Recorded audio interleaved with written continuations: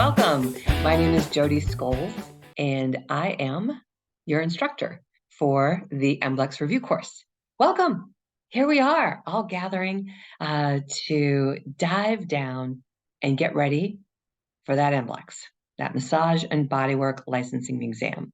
And today we are going to have a class actually in two parts. I'm going to be talking to you first about a little bit of a mindset.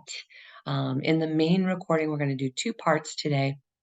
The mindset of the MBLEx. I want to give you some test-taking tools, some test-taking strategies, okay? The reason I take time in the beginning of class to give you some test-taking strategies is because knowledge is not the most important thing in passing this test. Like your book knowledge, your knowledge of anatomy, your knowledge of pathology.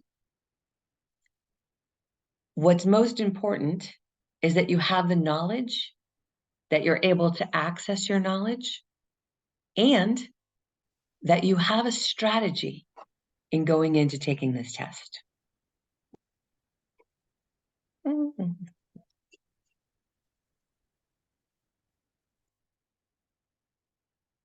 And so we'll talk a little bit about strategy in the very beginning. Then we're going to move into our content for today, and today is upper body anatomy. And we're going to be talking specifically about the axial and appendicular skeleton. So we're going to, all right. Let's talk first about something you may know or you may not about the massage and bodywork licensing exam.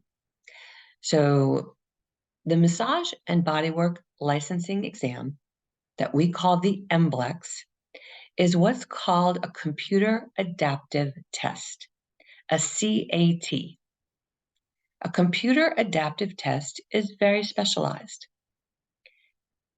I don't think any of you would have had access to a computer adaptive test in your schooling. At least I know I didn't. In fact, well, I went to school a long time ago. But the computer adaptive test is a test that's been designed to recognize when you answer a question correctly or incorrectly. So the MBLEx is a computer adaptive test.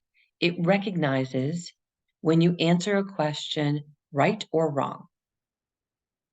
When you answer a question correctly, your next question is going to be harder. It will increase in difficulty. And many graduates have said to me, oh my God, that's so unfair. What? Actually, you know what? It does at first glance seem pretty unfair, right? Because it gets harder. What the hell? But here's the good news. When those questions get harder, they're worth more points. So when you go through this test, you get 100 questions and you get 2 hours. This we know, right? So 100 questions, about 2 hours. It's actually about 1 hour and 50 minutes that you have to do the test. Each question is not worth 1 point. In the past, we've taken tests. You get 100 questions. Each question is worth 1 point. You get one wrong, you get 1 point off. That is not the case with the MBLEx. The more difficult questions are worth more points. The easier questions are worth less points. Your goal is to score 660 points on that test. So, hey guys, I did a little fact checking, and as I was scrolling through my notes, and I wanted to confirm with you that it's only 630 points. 630 points that you need to pass the MBLEx. So, little update, even better news. So, just wanted to share that with you. Keeping it real. So, on my practice exam, you've got to score 70% to pass. This is moving you towards answering difficult questions correctly, answering more questions correctly. Because on that computer adaptive test, as the questions get harder, you're scoring more points. So here's my point in sharing this with you. A, that you know if you're getting hard questions, that's actually a good sign. Yeah, that means you're answering some questions right. Yeah, I just spoke with one of our graduates, April, and she passed the test yesterday. I haven't even had a chance to announce it yet. And she said, Jodi, about a quarter of a way, she emailed me, about a quarter of the way through the test, she wanted to bust out into tears. The questions were ridiculous, so hard, so tricky. Oh, makes me so crazy. That hasn't changed, you guys. But here's the thing. When you take practice exams to prepare for the MBLEx, this allows you to wrestle with your emotions.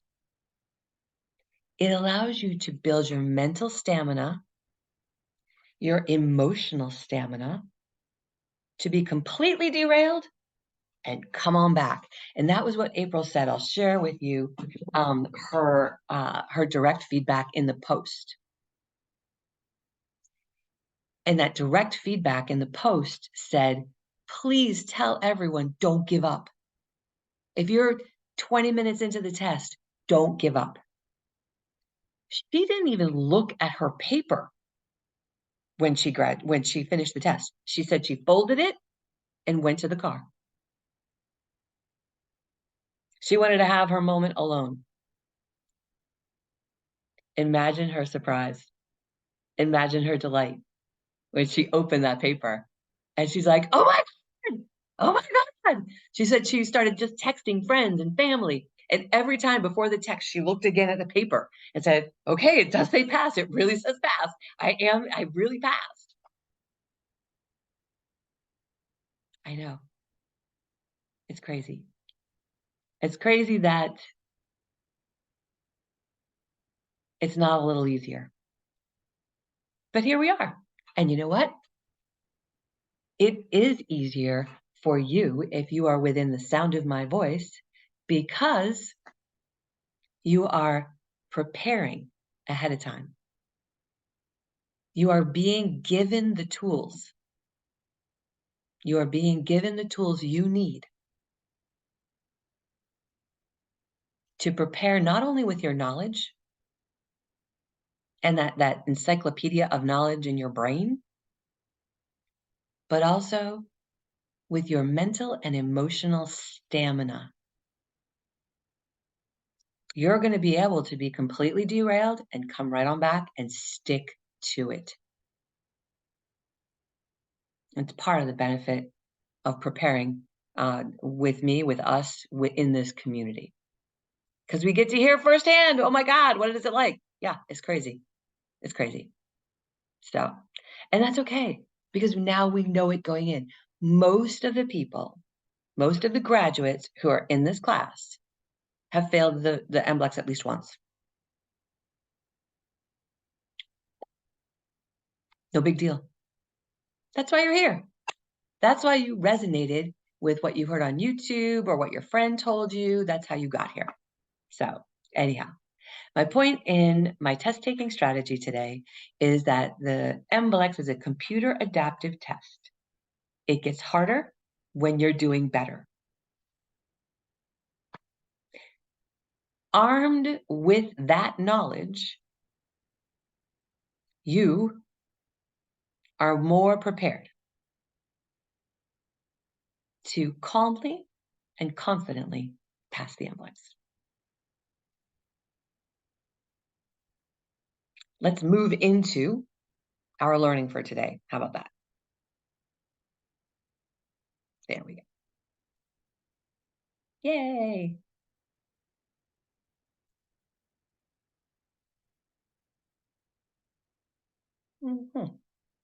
Alrighty, guys and gals, here we go. So today we'll be talking about upper body anatomy. and we'll be talking about the axial and the appendicular skeleton. Wanted to give a shout out to one of the nurses that contributed to our content today. Okay, let's talk about what we're going to learn today. You'll have an understanding of the axial and the appendicular skeleton and the anatomy of that. This, again, is focused on upper body anatomy today. We're going to be taking a little bit of a deeper dive into the skull and the spine, reminding you of some of the bones and the anatomy of each of these sections. So, as I said, we want to describe the appendicular and the axial skeleton. All right. So, what is the skeleton? The skeletal system is our bones. It forms cavities. It forms these indentations called fossas. So we've talked about the where like the infraspinatus lives and the infraspinatus fossa, the glenoid fossa is where the shoulder blade lives. So the bones make up these particular bony landmarks. Bones protect our organs. Bones form our joints. There are 206 bones in the body. And there are two parts of our skeletal system. We have the axial skeleton and the appendicular skeleton. One of the ways I remember that is your car can't run without its axle. But if I get my appendix out, that's something that's outside. I can take that outside, and we'll see how that relates in just a minute. The axial skeleton is the center, the axle. The appendicular skeleton is the outside. So axial skeleton is the skull, the vertebral column, and the rib cage. So the skull, the vertebral column, and the rib cage. And then the appendicular skeleton is all of our appendages plus our pelvis. So arms, legs, appendages, everything outside of that. So everything attached. Axial skeleton is also the axial skeleton, the appendicular skeleton also includes our pelvis. Okay, even though that's a great big bone. Let's take a look at the axial skeleton here. So we've got the skull, the vertebral column, and the rib cage. Now, you'll see here, and you'll see in the slides to come, the spine includes the sacrum.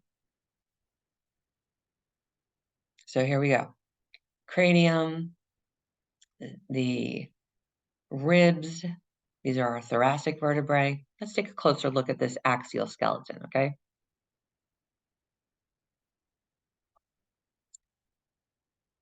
So we're going to go into a little bit more detail about the cranium. All right. So here you'll see the cranium, the skull. Another word for the skull is the cranium. The spine, our thoracic cage, so that those ribs make a cage or a cavity. And so our axial skeleton includes the sternum. Now I'm going to pause here for just a moment as you look at this slide.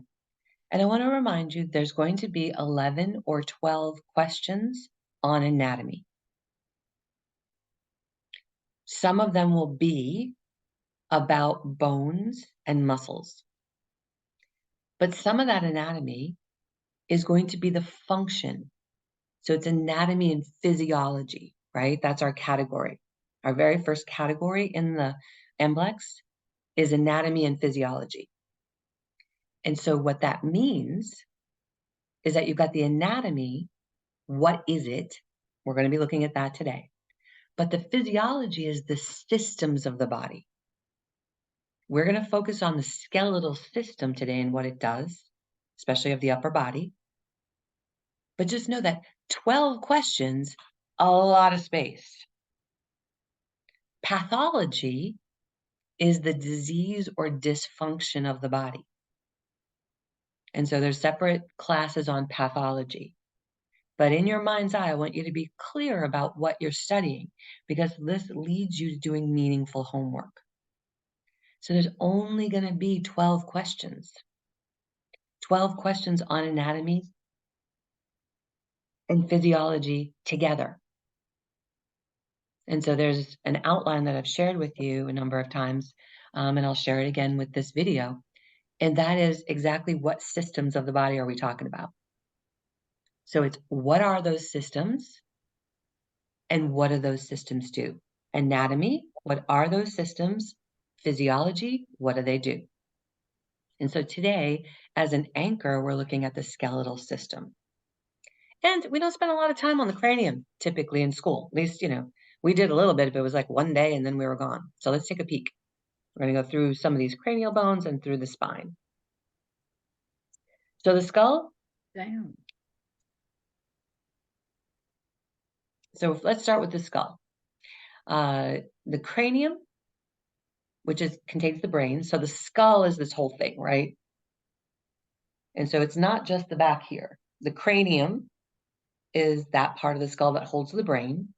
And then we've got all of these bones of the face.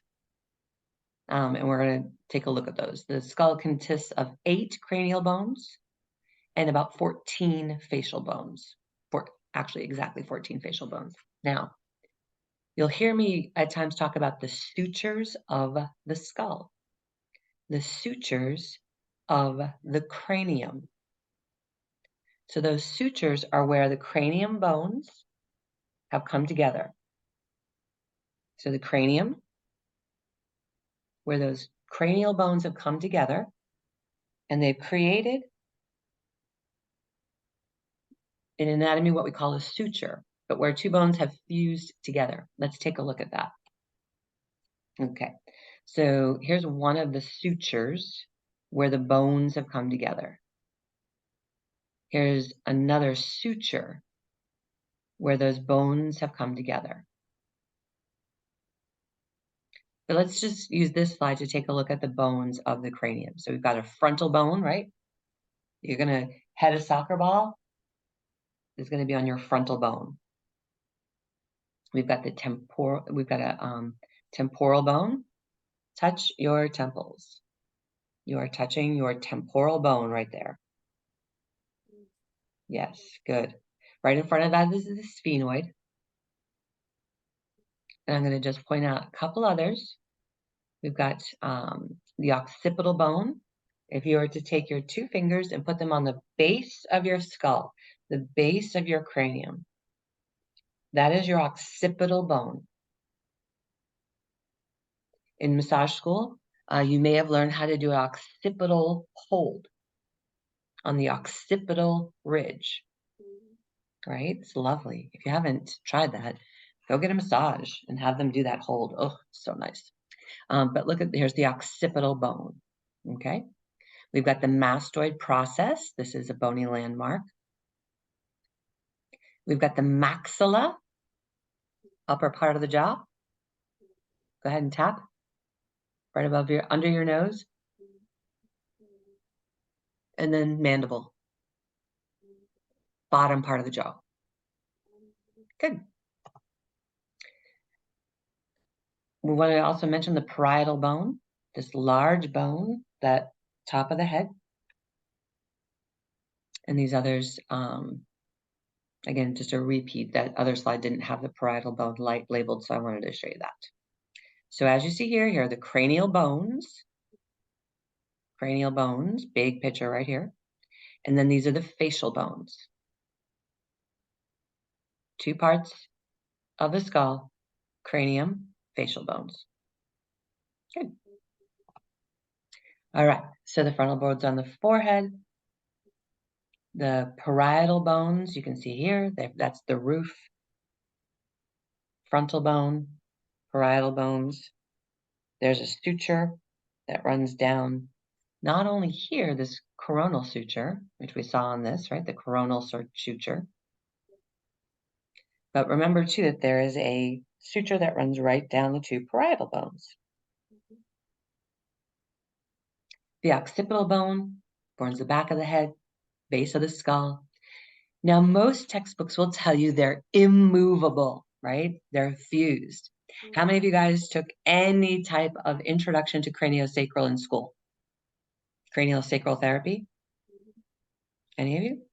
Craniosacral, their theory, their science, their research proves that there is micro movements in those sutures.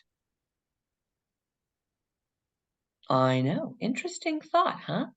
Just a tiny little bit.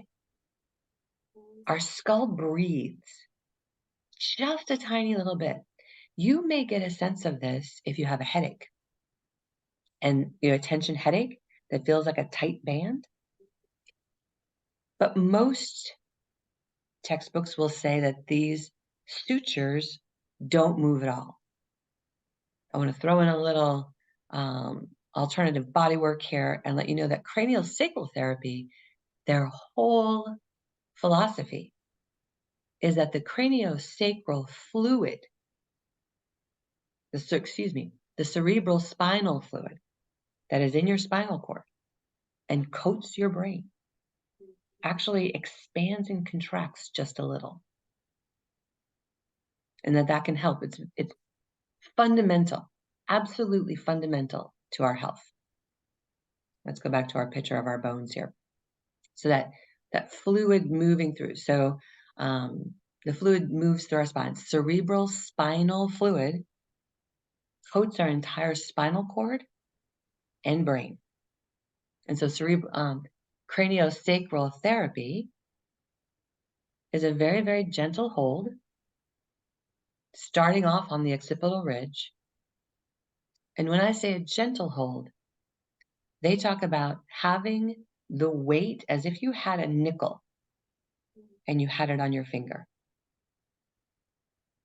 That's how much pressure they're looking for. So just a little sidebar on treating the cranium and the spine. Let's move on to take a look at the sphenoid bone.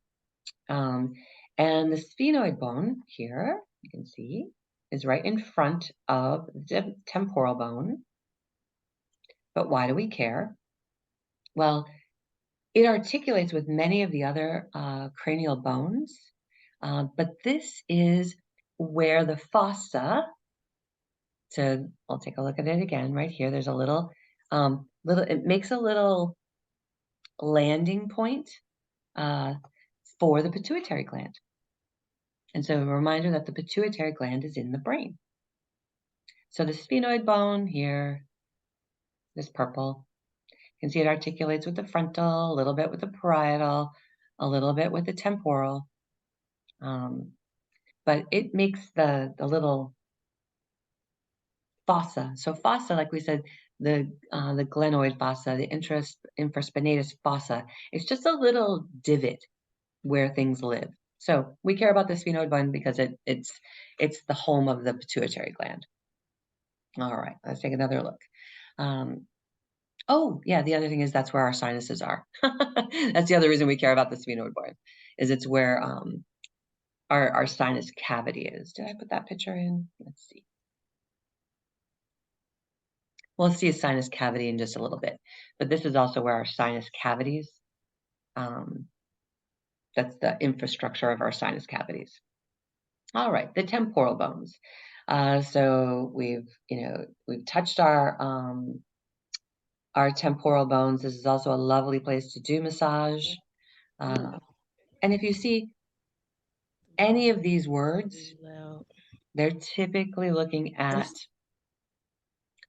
so these words that I'm talking about, the squamous part of the temporal bone articulates with the parietal bone. The zygomatic process articulates, the zygomatic process creates our cheek.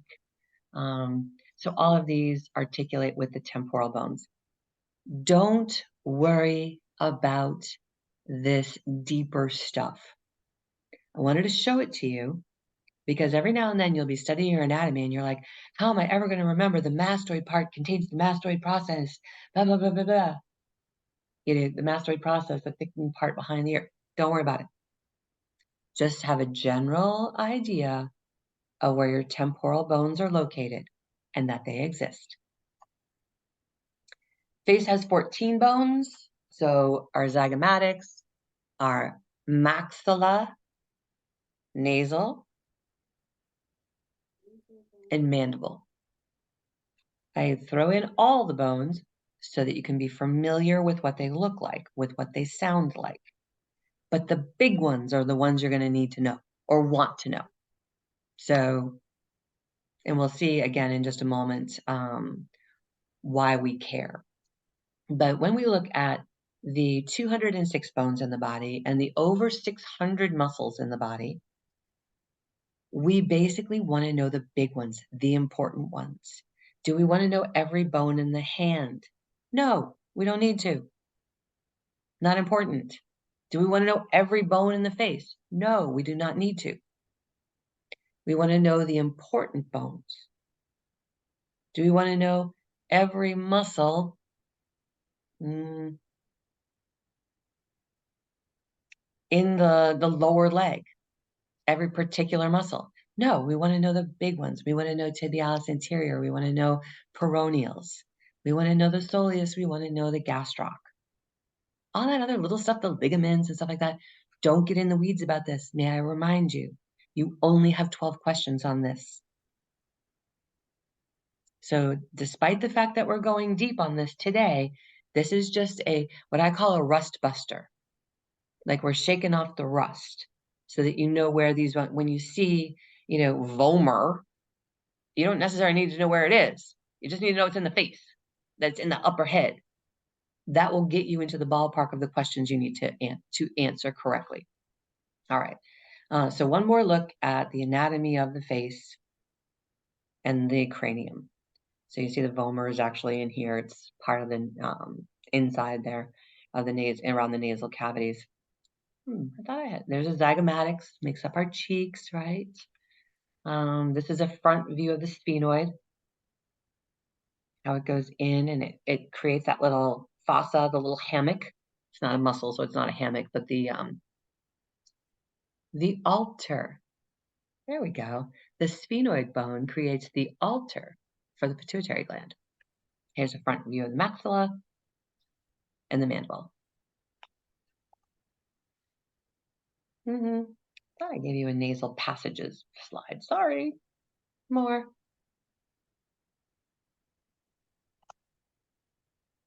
All right. We've talked about the zygomatic. Good. Maxilla. We've talked about the maxilla. It does originate as two bones, and you can see the maxilla here. It's yellow, but it fuses at birth. So it forms the upper jaw, the anterior part of your mouth, the inside of your mouth, the roof, and then it's also where your teeth are housed. Your upper teeth are housed. And then let's take a look at the mandible. First the nasal bones, and then the vomer. Again, just so that you know that it exists. If you get a question on the vomer, celebrate, because you are having a hard question. But that is the main also part. If you know of someone who has a deviated septum, then their vomer is involved in that pathology. And I believe now we're going to take a look at the mandible. There we go. Yes. So this is the only movable bone of the skull, is the mandible. So chewing food is the result of raising and lowering the mandible. And those are the muscles. So the muscles of mastication. Mastication is just another fancy word for saying chewing. Okay. So why do we care about the mandible? Because at the upper end of the mandible, follow it, find your temporomandibular joint. You'll know you found it because it moves. This is a lovely place to gently massage with your clients. Yes. And these are the muscles Strongest muscle in the body, the masseter, one of the muscles of mastication. The chewing muscle, the masseter, brings our jaw closed to chew. And that is with the mandible.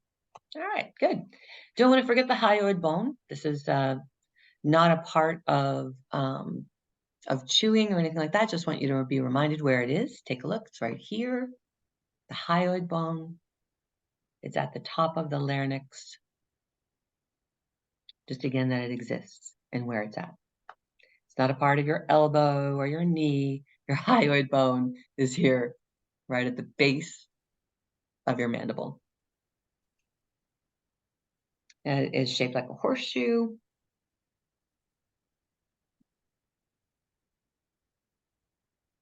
And other than, I mean, doesn't really have a function per se, but the tongue is attached to it. So I'm sure it has some, some function, but just be aware of it when you're doing work. If you decide to do work on the anterior neck, on the scalenes of the anterior neck, that there's a hyoid bone here. So find the edge of the mandible and trace it versus working the anterior neck near the larynx, right? Because that would be contraindicated. That would be endangerment site. Oh, there's our nasal passages. That's what they look like. So sometimes people will have to have a nasal surgery, and they're shocked at when they have the packing removed, how much packing there can be in the sinuses. This is a nice big open cavity, our sinuses. And often when our clients are prone, they can feel pressure in their sinuses. That's A-okay, you guys. Here's why. We want that to move. We want that to loosen up. And so if your client rolls over and they're like, oh my God, I'm so stuffed, bonus. That means that's that stuff, that mucus that can come out. You might want to offer them a tissue, see if they want to blow their nose. But 9 out of 10 times, as soon as they roll over, it goes away. As soon as they stand up, it drains. But I love the idea of that mucus like dislodging and moving around. We want to create that so that if it wants to come out, it can come out.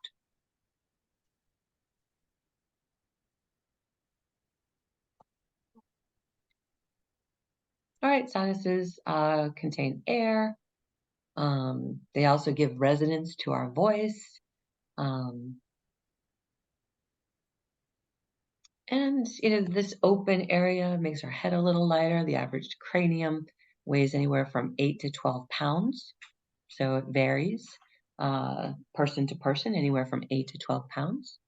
But our sinuses are a nice open cavity that helps with our voice, and it helps obviously with our breathing.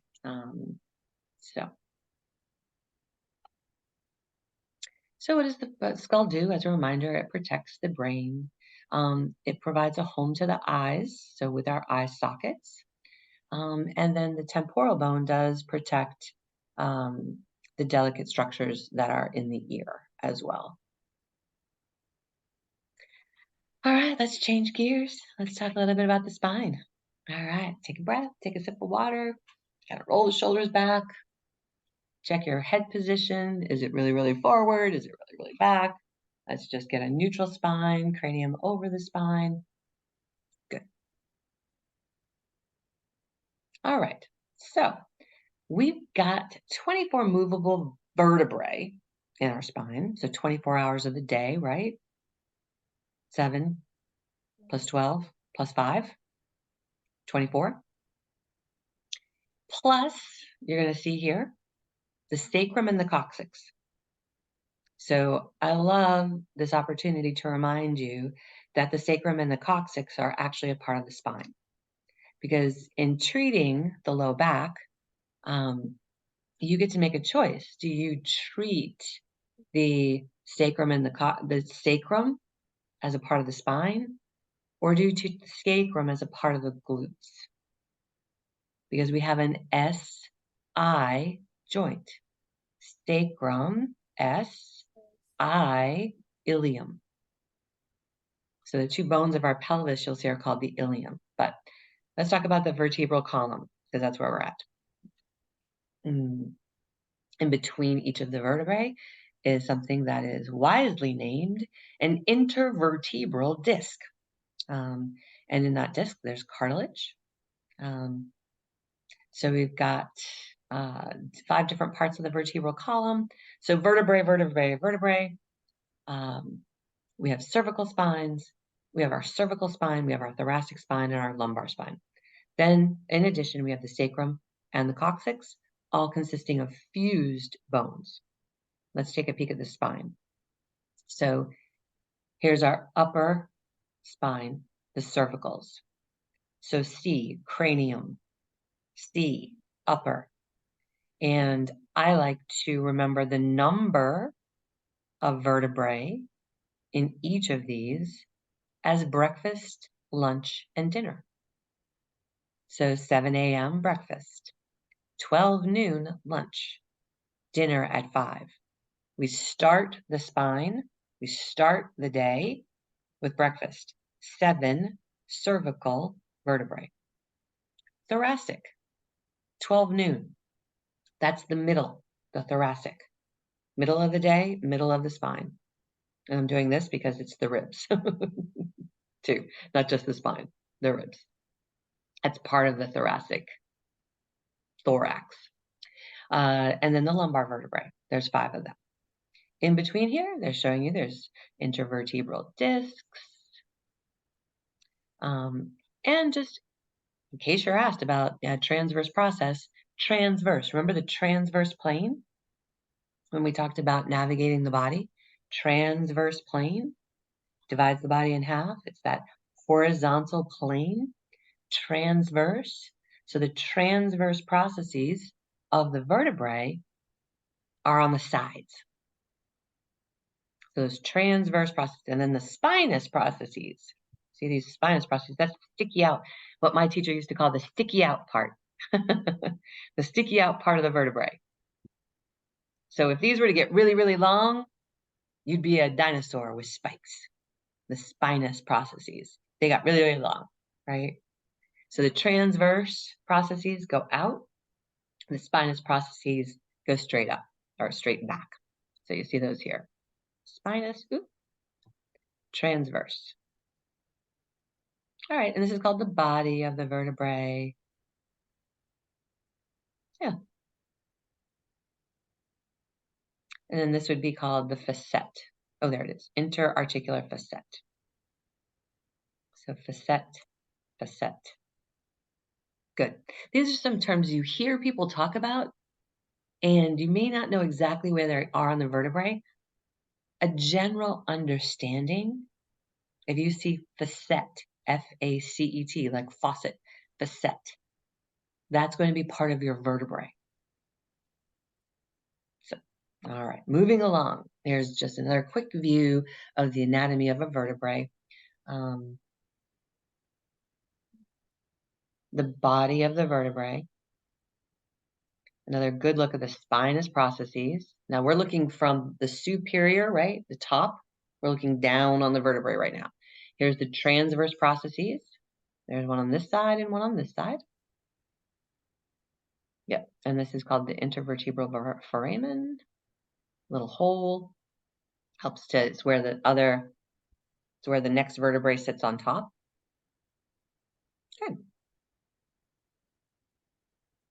Feel free to go back and pause this if you're interested, but those are the things that basically you're going to need to know for the MBLEx. I want you to just be able to identify when you see a word if it's in the spine. Let's take a look at the sacrum. These are 5 vertebrae that have fused together, followed by the coccyx. Technically, they say 4 bones have fused together to make the coccyx. And you may hear someone refer to S1, S2, S3, S4. The sacrum is fused. It is a flat, hard bone. Okay, there's no sutures in the sacrum, like there's sutures in the skull. Mm-hmm. This is just, you can see it's a nice big flat bone. But when they talk about S1, they're talking about, see where these nerve endings run through? Mm-hmm. Sometimes this is where sciatica Oh. can originate. Mm-hmm. But it's not the bones that are losing their, it's the muscles that surround these bones. That's why massage is so great for low back pain and sciatica, because it's the muscles around these bones that are tightening down on the nerves. So they're creating that pressure. They're squeezing down on those nerves and creating a pain and a feeling of pain. When we relax those muscles, it relaxes their grip on the nerves. This is especially true in sciatic pain. All right, so what does the spine do? It supports the body, and this is what the skeletal system does, right? So our vertebral column, as a part of our skeletal system, it helps us stand erect. It actually provides vertical support for the body, right? Otherwise, we'd just be a pile of organs and muscles and skin. So it is the framework for our body. This vertebral column supports the weight of our head. Pause right now and think about a string pulling up on the top of your head, right from what used to be the soft spot on the baby, right? Mm-hmm. So pulling straight up. Imagine a string pulling straight up. Can you sit up any straighter than you are right now by imagining that string pulling? By imagining something like a string pulling up the weight of your head tends to realign above your spine, where it lives. But we all have a tendency to, if we're driving a car, if we're on the computer, if we're on our phone, we have that forward head position. And so let's look back at what our vertebral column, what our spine was meant to do, which was support the weight of our head. Maintains us upright. It helps transfer weight.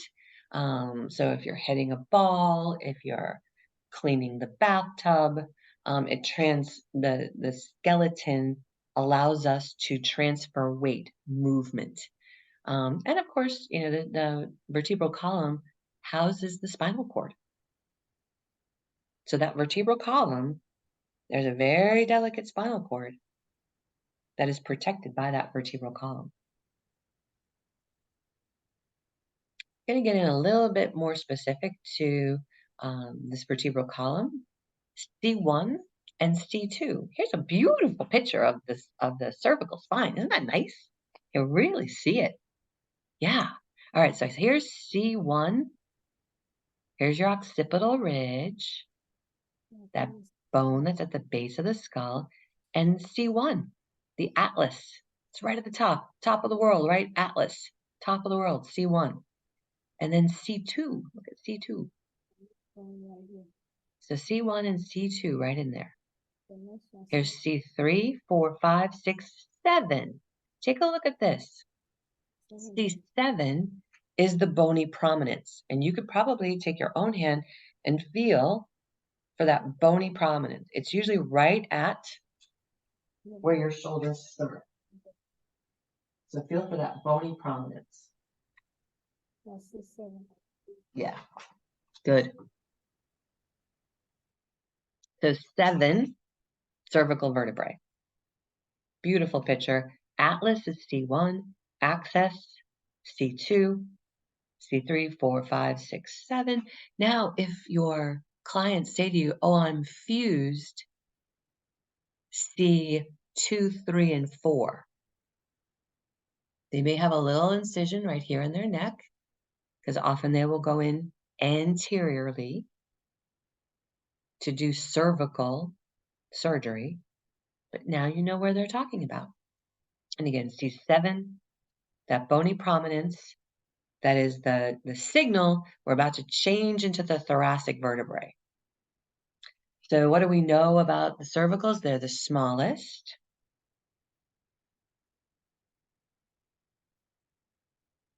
They're in the neck. Atlas and axis are different than the atlas and axis are a completely different shape than the other vertebrae in your spine, but just know there's C1 and C2.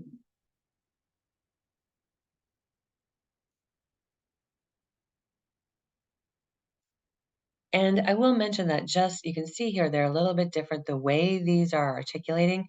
If you'd like to see a little bit more about them, go ahead and look up condyloid joints, because it's basically a joint where there's an axis point and then a joint sits on top of it. So the atlas, you get a lot of movement, and the axis is what holds it in place. But it's considered a condyloid joint as well, a different type of joint. All right, thoracic vertebrae. Thoracic, the thorax.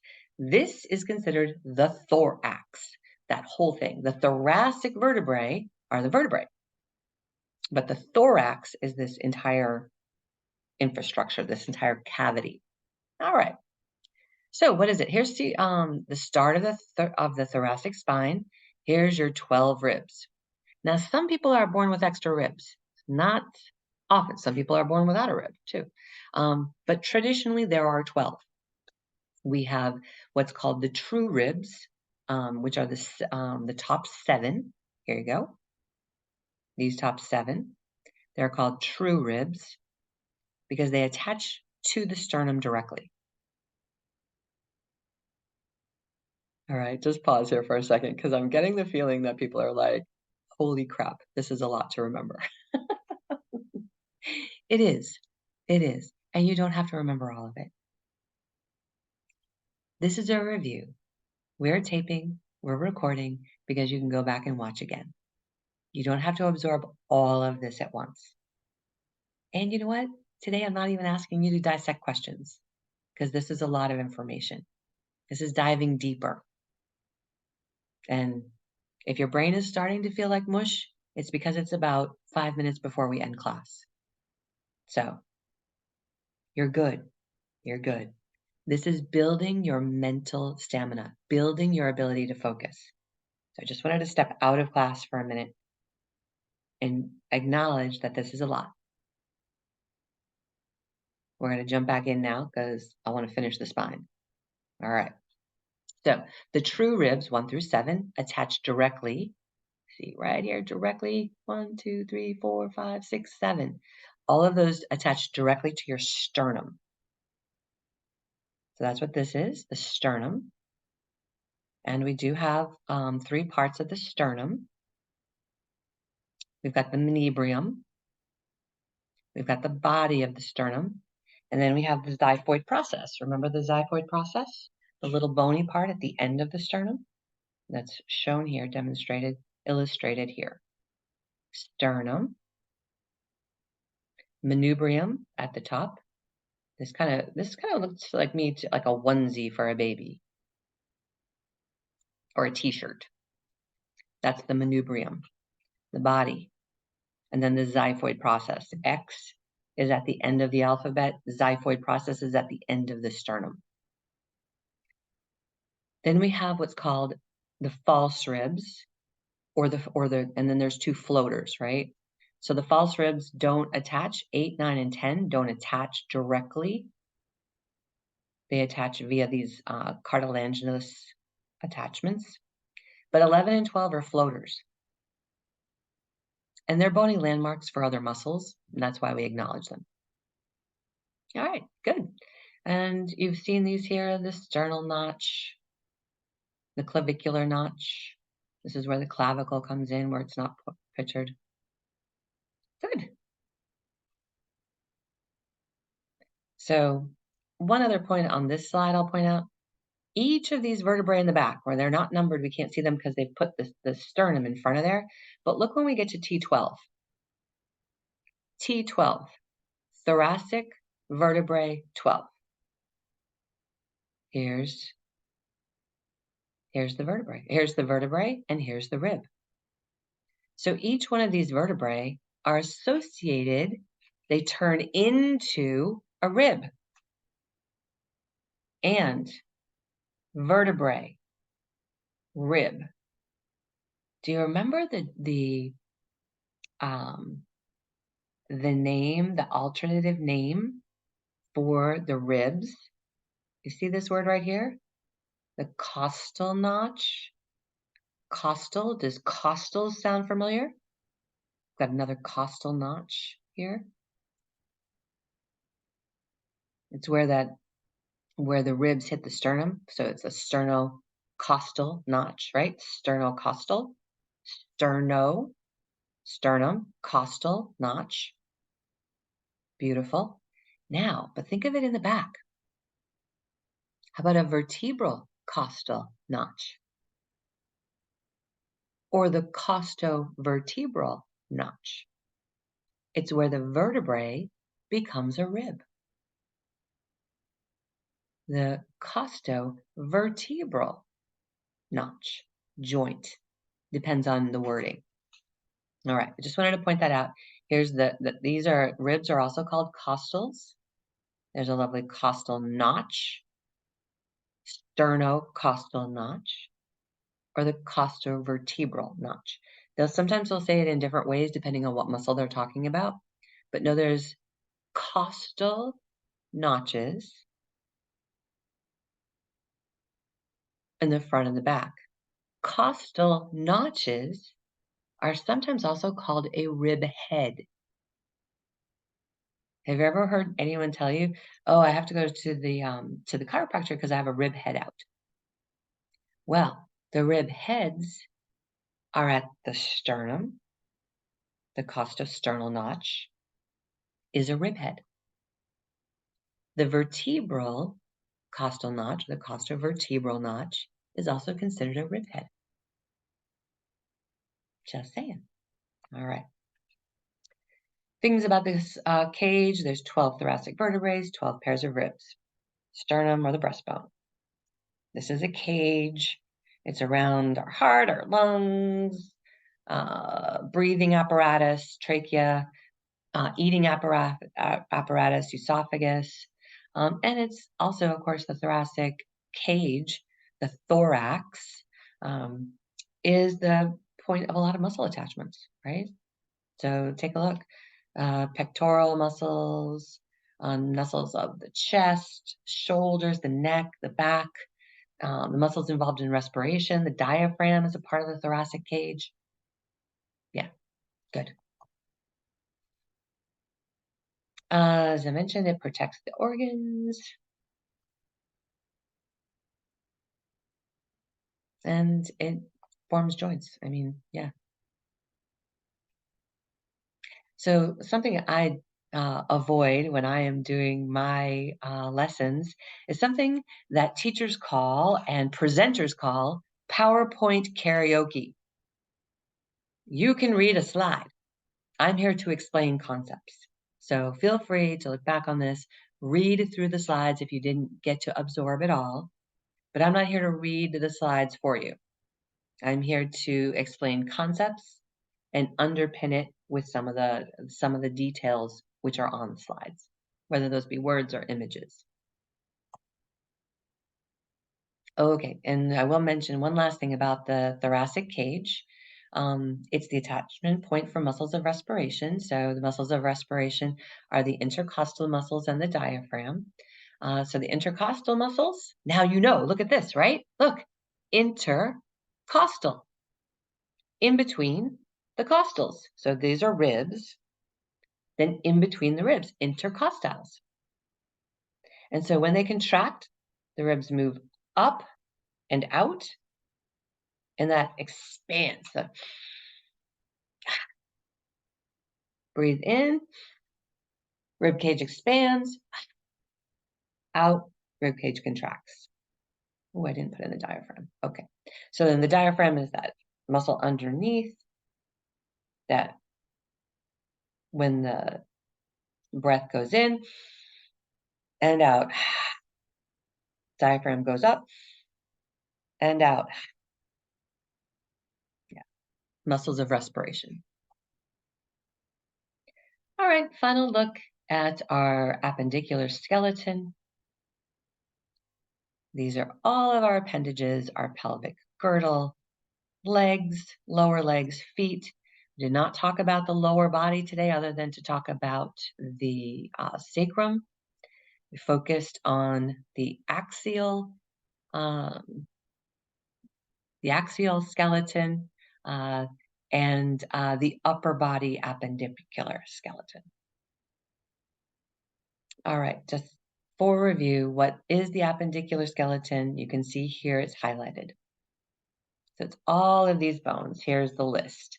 The shoulder girdles, the upper limb, and all of those bones comprise, they're all part of the appendicular skeleton. Additionally, it is the pelvic girdle. So we've got our appendages in the upper body. We have our pelvic girdle, pelvic basin, pelvic bowl, and the lower limbs. And so those are all a part of the appendicular skeleton.